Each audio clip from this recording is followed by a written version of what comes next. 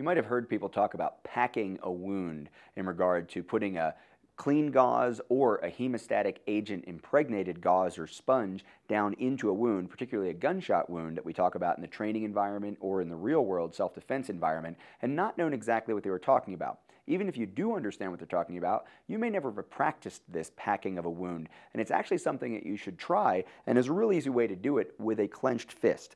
Now what I've got here is some Z-Pak dressing. This is obviously just some sterile wound packing. This doesn't have any hemostatic agent, which can be much more expensive to open up and train with. So I'm just going to show you the technique here that you can use to pack the wound. And when we talk about packing a wound, we aren't just simply talking about stuffing a little gauze in there and calling it good. We really want to get as much of this material into the wound as possible and make it as hard as possible inside for blood to get out. When the gauze catches and the packing material catches the blood, especially if there's a hemostatic agent there, it's going to promote clotting and actually give you more pressure inside of the wound to keep that blood from leaking out of that vessel. That artery is probably what we're talking about, or any other vessels that are cut up in there. So what I'm simply going to do is clench my fist down and just start to work this gauze into that clenched fist. I can do that with my finger, I can do it with my thumb.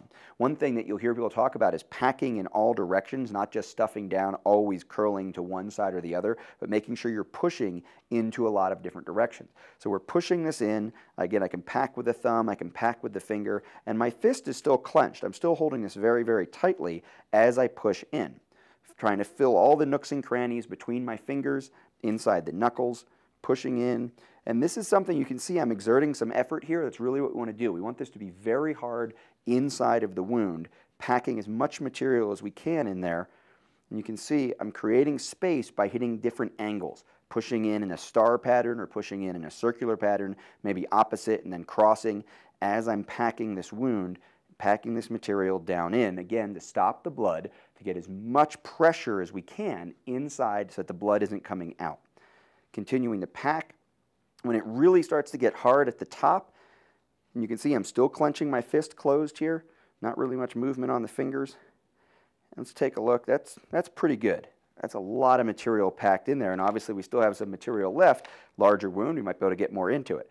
But as I open up my fist, you're going to see just how much material was inside of that fully clenched fist. So packing a wound doesn't just mean simply covering up the top and hoping that's good enough and maybe wrapping around or putting a bandage over it. We really want to stuff as much material as we can into the wound to create that clot, to create the area for the blood to stop coming out of the body, stay in, and push against all of those torn and open vessels on the inside of the wound.